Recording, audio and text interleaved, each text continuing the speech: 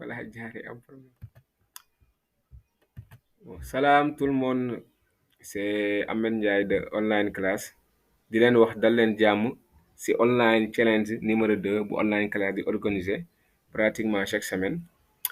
Comme ni nga ko waxee woon rek bii bi mooy leen permettre étudiants yi ñu mën a pratiquer waaye tamit augmenter seen compétence augmenter seen niveau moo tax chaque semaine rek bu benn ngànt amul dañuy defar benn projet benn mini projet buñ ko defaree ba pare ñu dugal ko ci groupe bi pour suñu mbokk étudiants yi mën a def projet bi après lundi bi wala benn jour ci semaine bi ñu corriger ko léegi élèves yi étudiants yi aussi bu ñu paree ku nekk day envoyé ñu xool sa code loolu yëpp rek pour permettre étudiants yi ñu yokk seen niveau waaye tamit buñ jàngee buñ théorie ba pare ñu pratiquer xam seen niveau fu mu toll xam seen compétence fu mu toll mais tamit jàng ay affaires yu bees comme ni ngeen ko xamee donc deuxième projet bi mini projet bi moo nekk nii kon moo nga xam ne mooy online challenge numéro 2 bi donc toujours buñ comme ni ma ko waxee woon correction bi passé buñ la joxee projet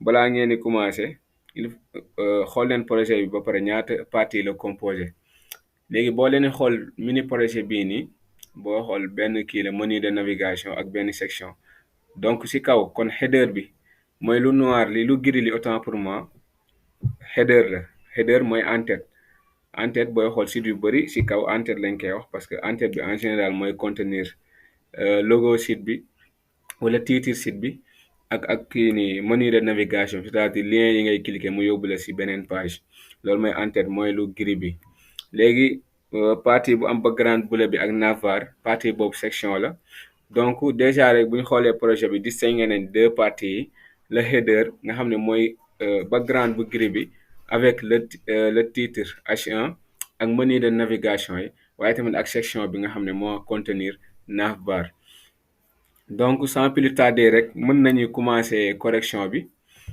léegi bu ko defee avant de commencer la correction toujours il faut avoir les bonnes pratiques c'est-à-dire bu ngeen di créer seen fichier avant ngeen di créer seen fichier HTML ak CSS ngeen créer benn dossier ba pare si biir dossier boobu noonu si ngeen di enregistrer seen fichier HTML wala seen fichier CSS si biir dossier boobu tamit mën ngeen fa créer beneen dossier nga xam ne day nekk sous dossier si sous dossier boobu noonu ngeen créer si seen fichier HTML ak seen fichier CSS bu amee image aussi ngeen def ko si parce que souvent am na ñoo xam ne dañuy créer fichier HTML CSS dañuy ñëw rek enregistrer ko si bureau bi wala ñu enregistrer ko ay document wala vidéo wala feneen te loolu noonu day jaxasoo boo mën nga toog lu yàgg ñëw di waraat fichier bi boo koy war da ngay sonn léegi mieux vaut nga créer benn dossier si bureau bi si biir dossier boobu si ngay enregistrer say fichier HTML ak seen fichier CSS donc sans plus tarder dama créer benn dossier kon dossier bi maa ngi ko tuddee correction léegi si biir dossier correction bi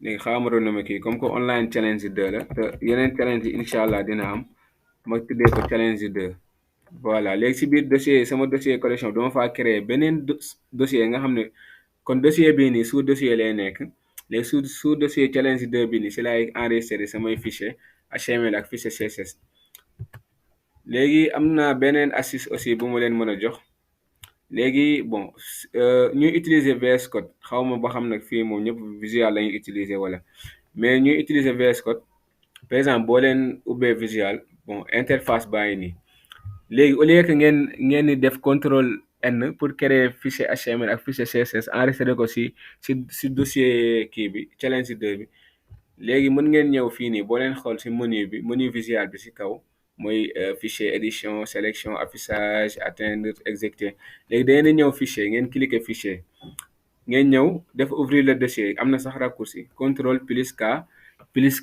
plus contrôle voilà contrôle plus K contrôle plus O mooy raccourci pour ubbi dossier bi ngeen créé léegi ma bës ouvrir le dossier léegi ma xool sama dossier gis nga dossier correction baa nekk nii léegi ma sélectionné ko ba sélectionné le dossier mu ubbil ma dossier bi léegi gis ngeen ubbi naa dossier bi si Visual mooy nii challenge 2 léegi damay ñëw jarul sax may def contrôle N pour créer fichier HTML ak contrôle N pour créer fichier CSS damay ñëw rek si dossier bi ni challenge 2 bi ma bës léegi yaa ngi gis ñaari icônes yi icône fichier bi ak icône dossier bi bon gis nga icône dossier bi pour créer nouveau dossier la waaye soxlawuñ nouveau dossier puisque am nañ dossier ba pare kon fichier lañ soxla dañuy ñëw ci icône nouveau fichier gis nga ñu bës léegi fichier bi premier fichier HTML laay créer léegi ma tuddee ko challenge 2 point html gis ngeen j'ai créé mon fichier HTML léegi ma ñëwaat ci icône fichier bi tamit cliquer waat pour créer sama fichier CSS voilà bon United attends je voilà léegi ma ñëw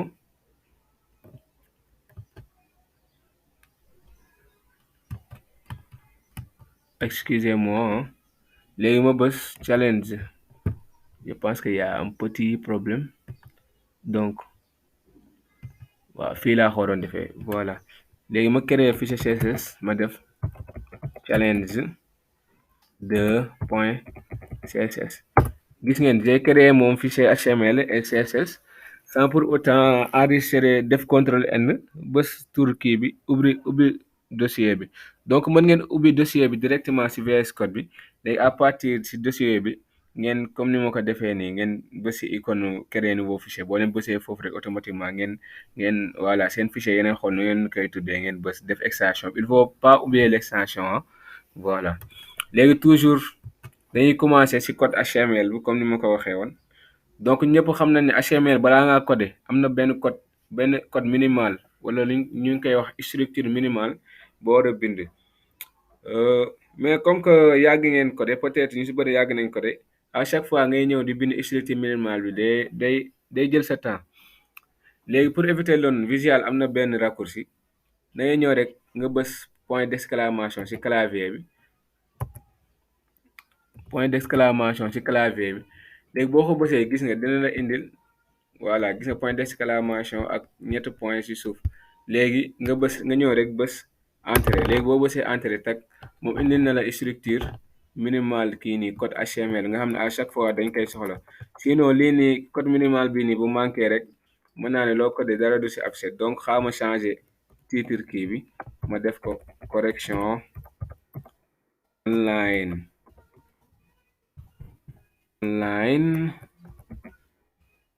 challenge 2 voilà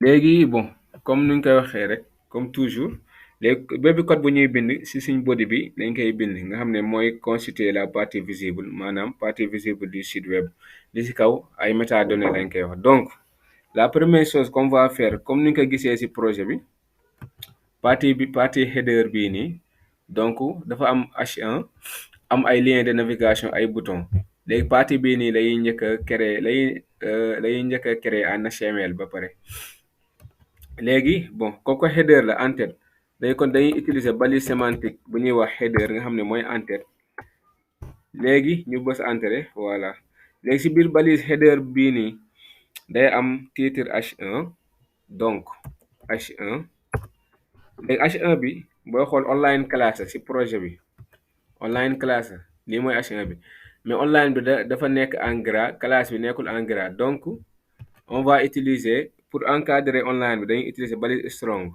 wala balise B donc am ngeen possibilité utiliser balise strong ak la balise B je pense que ne balise B moo gën a gàtt donc on va utiliser la balise B voilà pour mu encadrer online bi gis ngeen online excusez-moi je vais brancher mon chargeur ma chargeur du moins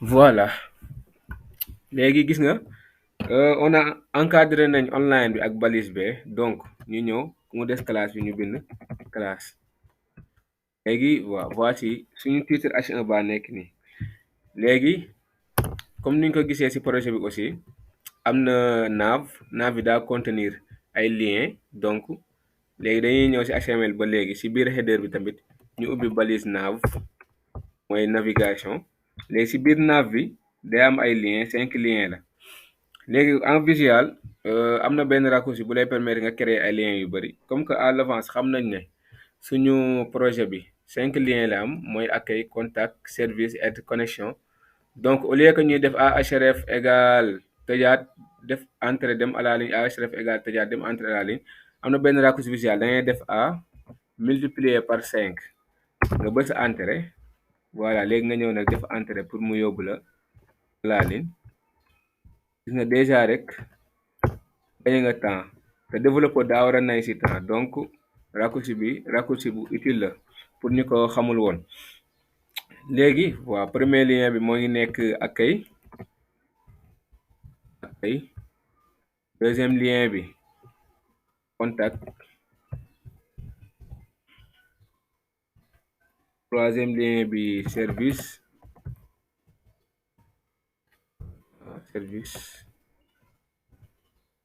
Quatrième lien bi aide. Cinquième lien bi voilà connexion.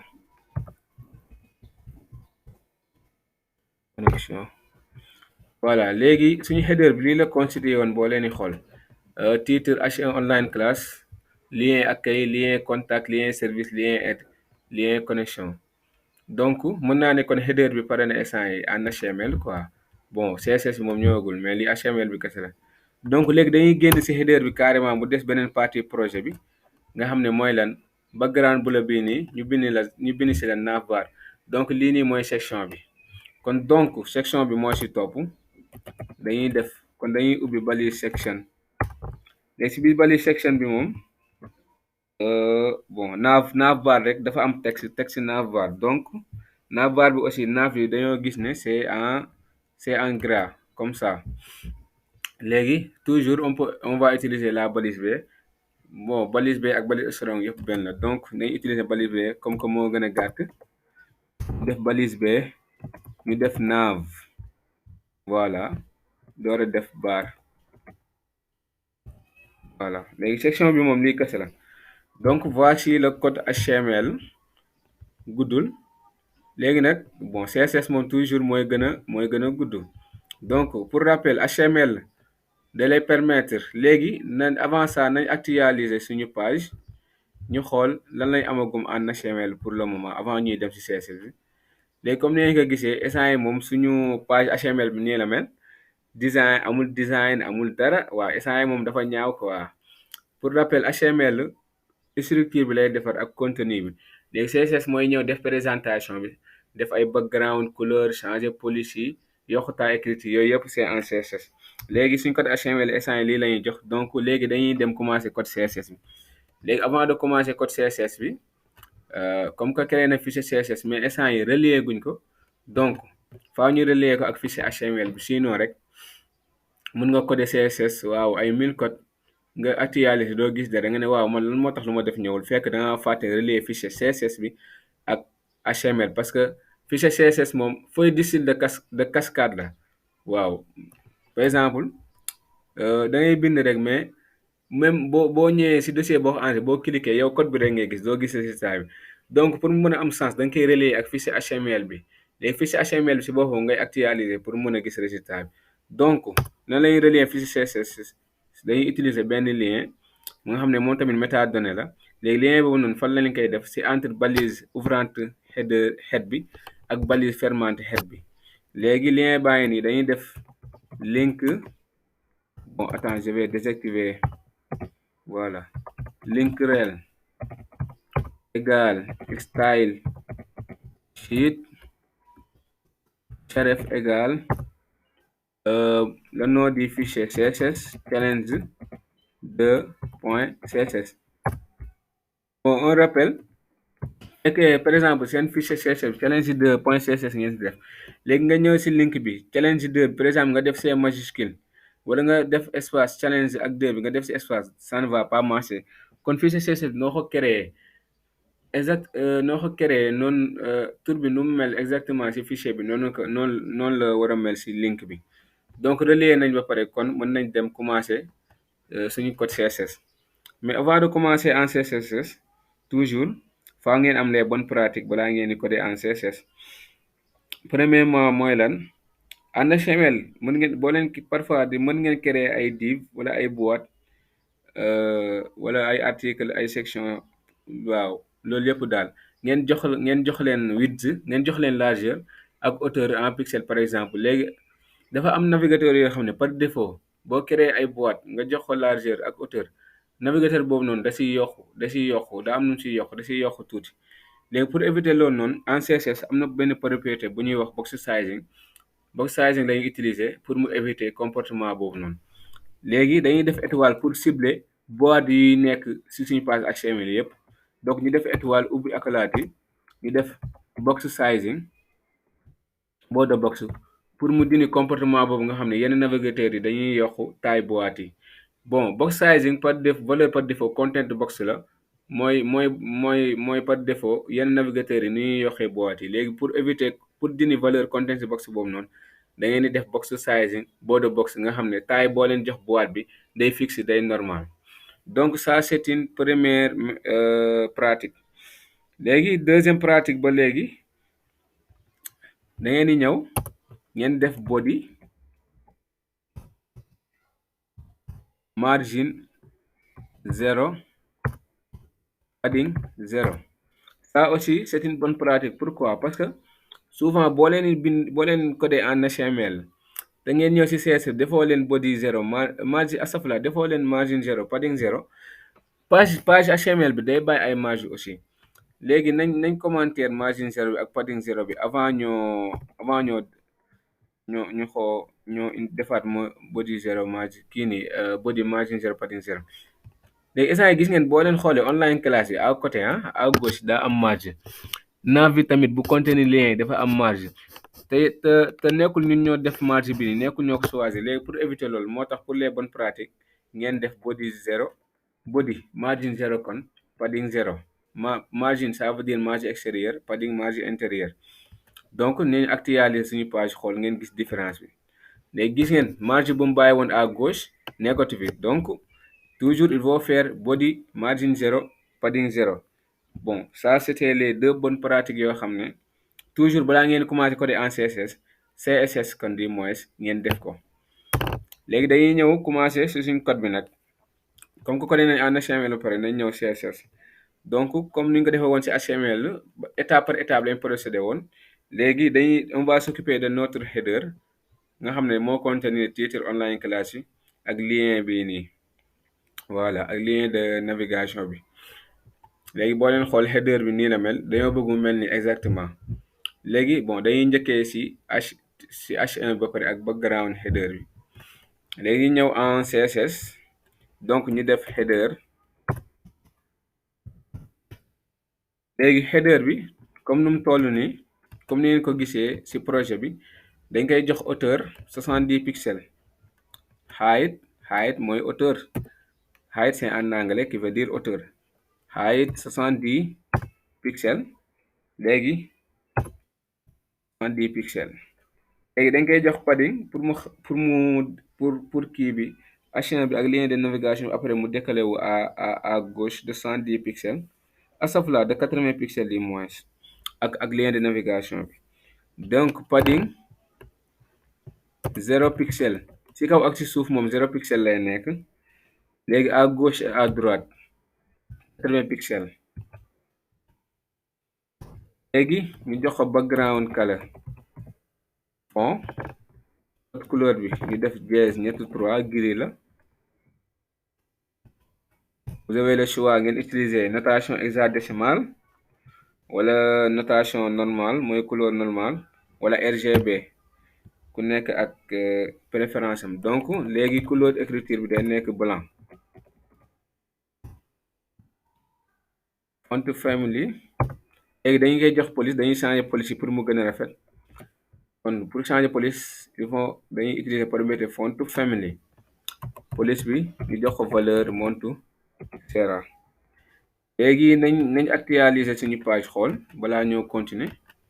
Bon suñu page moo nekk nii moom lañu ko dee instant yi. Voilà léegi gis nañ bu ñu actualiser. Bon voici notre header hauteur 70 pixels couleur bi gris. Voilà online classe bi taille écriture bi changé na. Bon je pense que y a une erreur avec la classe là waroon nekk en gras. Donc nañ dellu suñu code HTML xool online classe.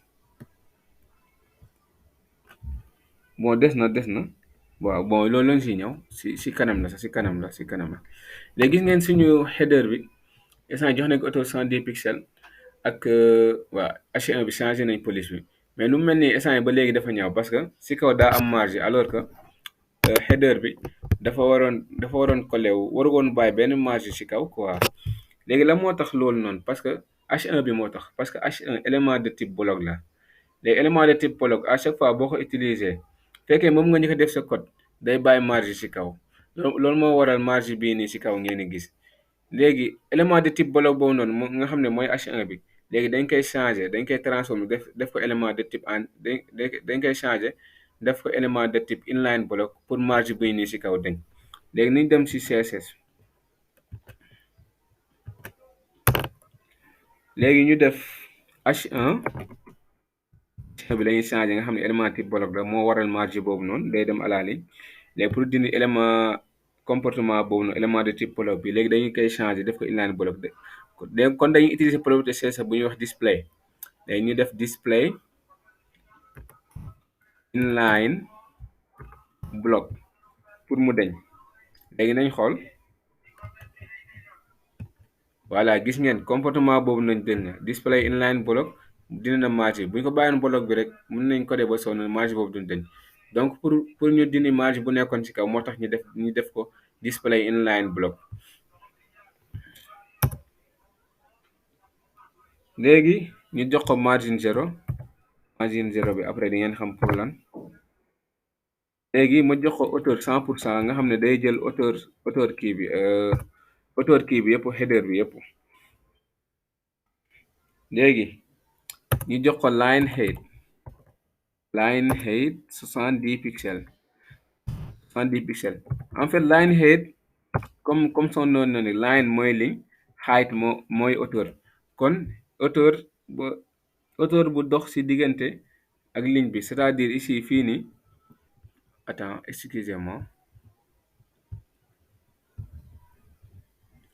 c'est-à-dire fii nii lii mooy line height par exemple online class fu mu nekk nii diggante ak espace bu des loolu la ñuy wax line height line mooy ligne height mooy hauteur léegi dama koy jox line height 70 pixels pour mu centré woo pour mu yegg tuuti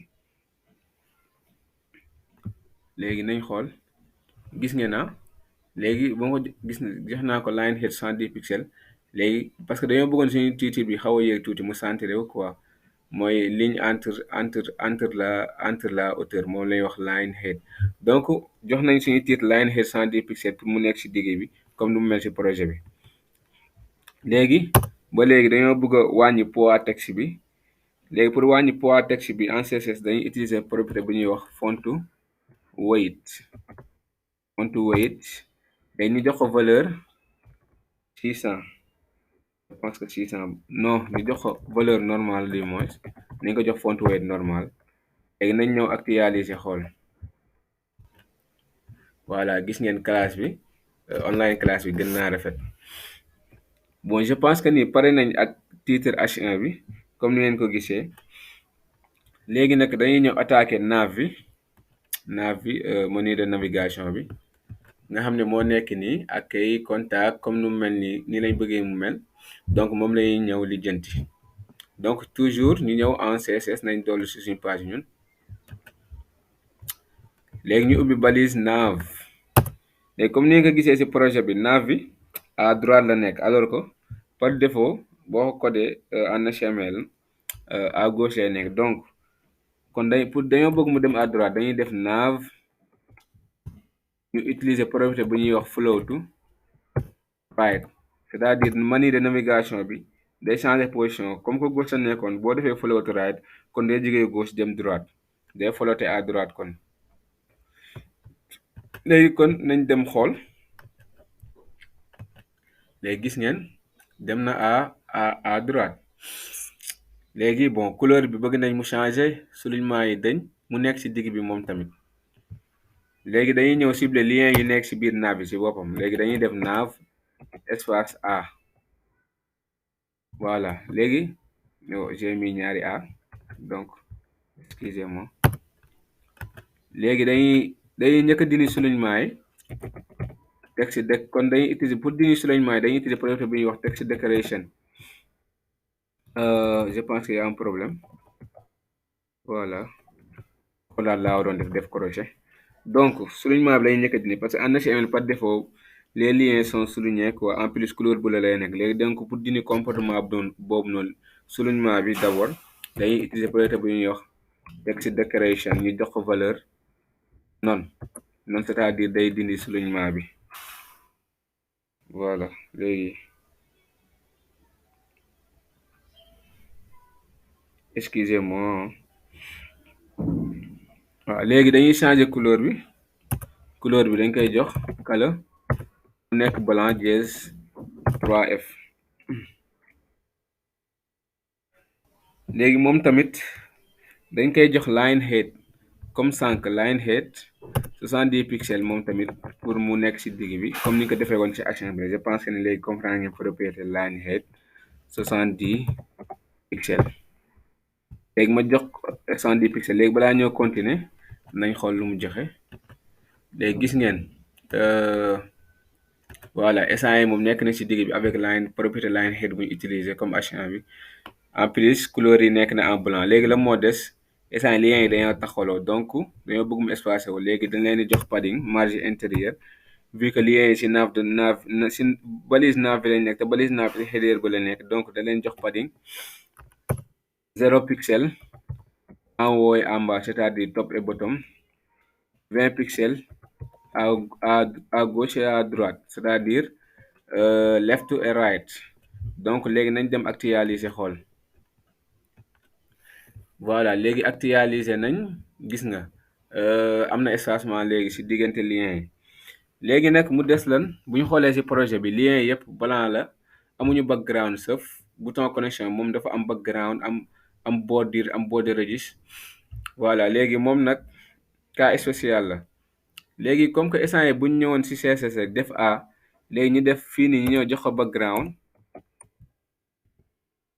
color blue par exemple. léegi boo leen xool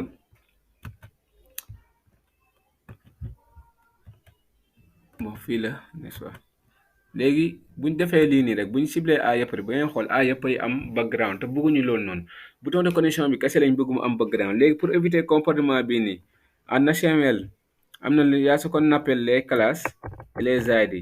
En fait classe da lay permettre nga cibler benn balise spécifique boo xam ne maanaam du bokk ak yeneen balises yi nu ñu mel comme que suñu bouton connexion bi bëgguñu mu niroog yeneen bouton connexion yi. léegi pour éviter comportement boobu mu nga xam ne par exemple boo defee nav A def background color blue par exemple ñoom ñëppay am background te alors que bouton de connexion bi rek lañ bëgg mu am background léegi kon dañ koy cibler léegi dañ koy jox classe bi ñu tuddee ko button. Voilà on pouvait utiliser ID. Quelle est la différence entre classe et ID? En fait ID fekkee da nga ko utiliser ci benn balise ID benn yoon kese nga ko mën a utiliser ci page HTML alors que classe moom mën nga ko utiliser autant de fois que tu veux. Par exemple boo leen doon créer ay div yu bëri ay carte par exemple nga xam ne ñoom ñëpp ñoo tolloo taille tolloo hauteur boobaa mën nga utiliser classe mais ID moom benn yoon rek ngeen ko mën a utiliser ci page HTML benn yoon kese waaw mais classe moom mën nga ko utiliser lu bëri. Donc suñu href bii nii jox nañ ko classe button léegi moom lañuy ñëw décorer jox ko background ak jox ko padding léegi dañuy def kon nav à cible classe boobu noonu button bi nga xam ne ci nav la bokk moo tax ñu def nav def espace A nav button léegi ñu jox ko background color couleur bi mooy nekk dièse 006 ma juumul 96 dd waaw c'est comme ça dièse 06 96 dd léegi instant yi ñu ñëw xool background bi nu mel donc instant yi nii la mel mais instant yi nu mel nii dafa xaw a ñaaw écriture bi daa collé ak background bi léegi dañoo bëgg mu décollé ak background pour mu gën a rafet léegi kon dañ koy jox padding ñu jox ko padding 10 pixels ci kaw ak ci suuf c'est-à-dire top et bottom 20 pixels à gauche et à droite c'est-à-dire left and right léegi ñu dem actualiser xool léegi bu ñu actualiser gis nga instant yi moom gën na rafet. Voilà, lien bi décollé woon ak background bi. Léegi mu des lan border radius bi pour mu gën a rafet aussi. léegi ñu ñëw suñu bordure bi ñu jox ko border radius. ñu jox ko nañ ko jox 30 pixels. ñu ñëwaat xool. Voilà, 30 pixels yaa ngi nii. Bon, attends, je vais régler ça là. Gis nga léegi instant yi suñu bordure bi background bi gën na rafet. léegi bëgg nañ tamit bouton bi xaw a décollé wu tuuti ak aide bi, donc dañ koy jox margin left, margin extérieur, margin left 20 pixels. Voilà, 20 pixels. ñu actualiser xool. Voilà, léegi mooy nii gis ngeen suñu header bi kon pare na. gis nga c'est la même chose ak header projet bi comme nu mu mel fii nii. am nañ luñ bëggoon am nañ ko. léegi mu des lan section bi. léegi nañ ñëw si section bi. donc ñooy en CSS. section bi daa am background comme ni nga ko gisee si projet bi. background bu la ak navbar. donc bali section bi si boppam daay ciblé ubbi section. léegi ma jox ko background color. waaw J0696DD. couleur écriture mu nekk en blanc. léegi damay changer police bi aussi. jox ko Montserrat comme H1 bi sànq. Montserrat.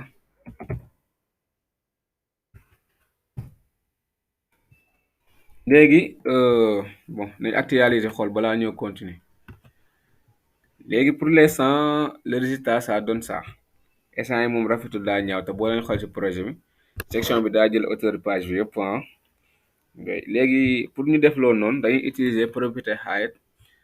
utiliser bali propriété CSS bu ñuy wax calque nga xam ne dañuy permettre mu calculer. ñu def calque 100 VH moins 110 pixels. léegi nañ def ba pare après ma expliquer. léegi height dañ koy jox hauteur te hauteur bi dañoo bëgg mu jël maanaam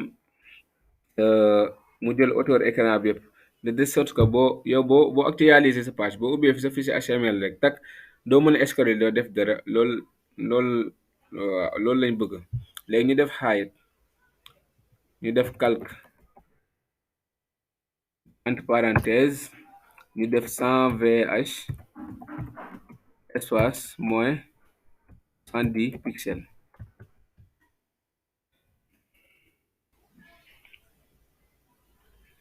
léegi ñu dem actualiser xool nu muy joxe. léegi gis ngeen boo leen xoolee instant yi nii suñu kii bi suñu section bi maanaam jël na kii bi yëpp page bi jëlul page bi yëpp sax mais jël na hauteur écran bi yëpp. léegi est-ce que vous savez la moo tax ñu def font fam height kon hauteur calque 120H moins 110 pixels parce que déjà mënoon nañ def 120H rek pour mu jël hauteur écran bi yëpp mais boobaa du mën a nekk parce que lu tax suñu header bi am na lu mu occupé si kii bi ba pare si hauteur écran bi ba pare suñu header bi 70 pixels la occupé si hauteur si kii nii si header si page bi kon si hauteur écran bi di moins. léegi comme que xamuñu ñaata pixel mooy des pour kii nii pour ñu def section pour ñu def section bi mu jël kii nii hauteur écran bi comme que header bi moom occupé na 70 pixels ba pare te xamuñu ñaata pixel moo des. léegi moo tax dañuy utiliser propriété CSS bu ñuy wax calque. calque da lay permettre nga calculer. léegi bu ñu defee hauteur calque 120H mooy 110 pixels loolu lu muy signifier 120H mooy hauteur écran bi yëpp ngeen gis hauteur écran bi yëpp mooy 100 VH mooy viewport height. waaw viewport height mooy toute la hauteur écran bi yëpp loolu mooy VH. léegi dañuy jël 120H yi mooy ak lii nii ak hauteur header bi 70 pixels la comme que xamuñu ñaata pixel mooy des parce que header bi moom kon di mooy header bi occupé na 70 pixels te xamuñu ñaata pixel mooy des. léegi te bëgg nañ suñu section bi jël hauteur écran bi yëpp mais mënu jël lépp puisque header bi am na lu mu si jël ba pare. Donc dañ koy calculer. Pour calculer loolu noonu dañuy def calque benn propriété CSS bu lay permettre nga calculer ñu def height def calque 100 VH la totalité de la hauteur de l'écran mooy 70 pixels bu kii nii bu header bi utilise bu header bi jël léegi après moom moo lay jox lu si des moo tax ñu am lii nii moo tax gisoo mënoo sax scroller mënoo def dara parce que ñun ñoo ko bëggee noonu dañoo bëgg section bi day jël lu des si 100 VH yi quoi nga xam ne doo mën a scroller nga xam ne boo actualiser rek tak lii nii ngay am doo mën a scroller loo def dara. Je pense que loolu leer na bon après fonction calque bi su propriété calque bi bu leerul rek mën ngeen envoyer email si mail online classe bi comme toujours. léegi ñu ñëw line height donc suñu navbar bi dañoo bëgg mu centré wu dañoo bëgg mu wàcc kon nekk si digg bi donc comme calque bi utiliser fii moom lañu utiliser waat léegi dañuy def line height ñu def calque excusez-moi ñu def calque 100 VH aussi 100 viewport height maanaam hauteur écran bi yëpp mooy ak 70 pixels mooy 70 pixels léegi ñu actualiser xool gis nga navbar bi mu ngi si digg bi kon donc fonction calque ni ku mu leeru sa bopp rek mën nga envoyer mail si online classe bi ñu gën la ko leeral incha allah léegi ñu yokk bon j'ai oublié de augmenter la taille du texte navbar donc xaaral ma jox ko font size 100 pixels pour mu gën a ngand léegi la moo des donc nañ centré texte navbar mu nekk si digg bi texte align center